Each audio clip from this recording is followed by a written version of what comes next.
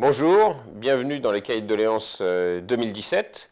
Nous avons lancé un grand appel à tous les citoyens pour que chacun puisse participer au débat public en partageant ses propositions, ses analyses, ses informations, au premier rang desquels les candidats. Un candidat a réagi. Jean-Claude Fontanive, vous êtes candidat aux élections législatives dans la 9e circonscription des Français de l'étranger, qui regroupe 16 pays du Maghreb et d'Afrique de l'Ouest. Votre expertise découverte, construite à travers l'ensemble de votre parcours, repose sur la compréhension de l'axe vertical Europe, Méditerranée, Afrique.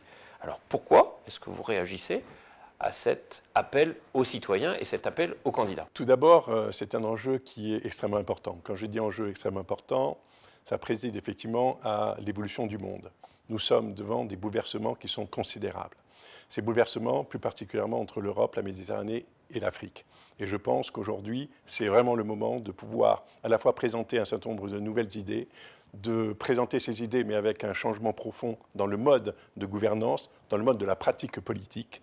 Et je suis le candidat dans cette 9e circonscription, au-delà de ma légitimité, à travers mes différentes expériences et mon parcours, c'est d'être effectivement capable de pouvoir proposer, et non seulement proposer, mais surtout de recevoir un certain nombre d'informations de nos citoyens, de nos concitoyens, des personnes de la population locale, capables effectivement de pouvoir envisager un nouveau monde, le nouveau monde entre l'Europe, la Méditerranée et l'Afrique. Donc vous voulez déployer un mécanisme de gouvernance d'un genre nouveau, qui repose sur le processus de dialogue structuré, qui permet de donner la parole aux citoyens pour faire en sorte que vous ne soyez pas un candidat à la Harry Potter qui saurait tout à la place des autres, mais qui permettrait bien au contraire de co-construire avec tout le monde, tous les partis, tous les citoyens de tout statut social, tout savoir, toutes expériences, pour construire, co-construire avec tout le monde. Fondamentalement, la richesse est dans chaque individu. Et la vraie difficulté, c'est comment récupérer cette capacité et cette richesse que chaque individu peut avoir pour le mettre au service du collectif.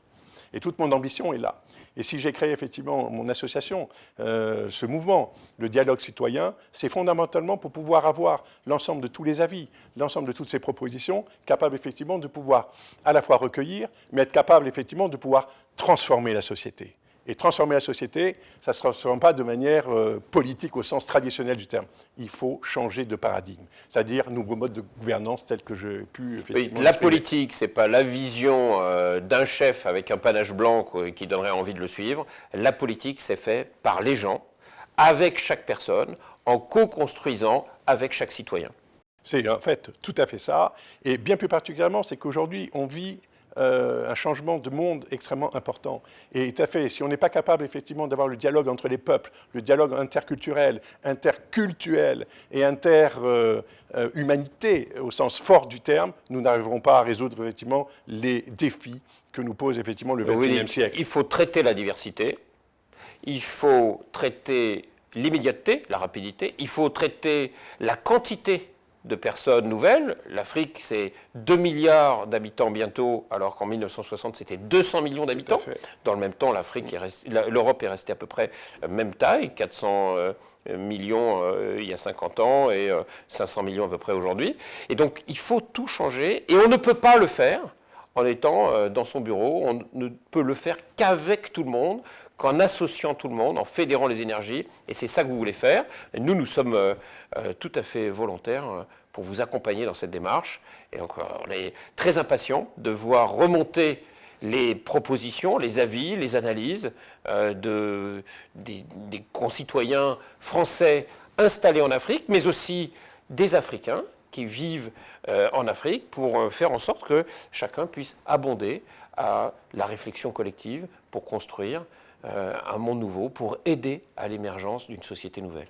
C'est ce que j'appelle le surgissement d'un nouveau monde. Et ce nouveau monde ne pourra se construire que lorsqu'effectivement nous aurons mis l'ensemble effectivement des individus capables effectivement, de par leur richesse personnelle, capables de pouvoir apporter au collectif tout ce qu'il y a de plus beau et de plus fort, capables effectivement de résoudre les grands enjeux de ce XXIe siècle, et plus particulièrement entre l'Europe, la Méditerranée et l'Afrique, tant les problèmes sont importants. Et d'autre part, je rajoutais que les Français de l'étranger ont un rôle encore beaucoup plus important. Ils sont effectivement la vitrine de la France, et c'est ça qu'il faut que, de manière forte, ces Français de l'étranger puissent effectivement avoir toutes ces qualités et toute cette compréhension et tous ces échanges qui leur permettront effectivement d'être forts et d'être effectivement présents et d'être capables d'apporter la lumière à l'ensemble effectivement de ces populations. Parce que quand on a la chance de vivre dans un second pays, ça veut dire qu'on peut poser un double regard sur deux sociétés en les comparant, en voyant les bonnes pratiques ici, les moins bonnes là. On peut être dans une bonne pratique sur un premier sujet, une moins bonne sur un deuxième sujet. Et donc, c'est cette mutualisation des pratiques qui permet de faire émerger des pratiques encore meilleures pour trouver les meilleures idées, où qu'elles soient. Absolument.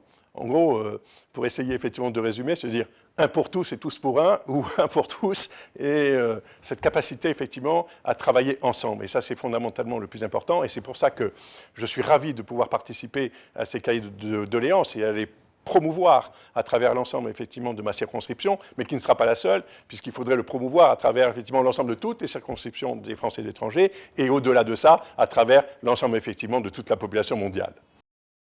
Jean-Claude, ravi de pouvoir construire ensemble cette société nouvelle et ce système politique nouveau. C'est un enjeu extraordinaire et nous y arriverons. Alors, si vous voulez participer, c'est très facile. Il vous suffit de répondre au questionnaire du cahier de doléances. Vous pouvez également, j'allais dire en même temps, le relayer, le diffuser. Vous pouvez même décider d'organiser vous-même du dialogue sur la base de l'ensemble des contributions qui vont nous remonter. Nous mettrons à votre disposition des applications de dialogue. Pour ça, vous contactez l'ODIS, Observatoire du dialogue et de l'intelligence sociale, ou directement Jean-Claude Fontanive. À très bientôt pour changer ensemble ce monde et favoriser l'émergence d'une société de responsabilité et de solidarité.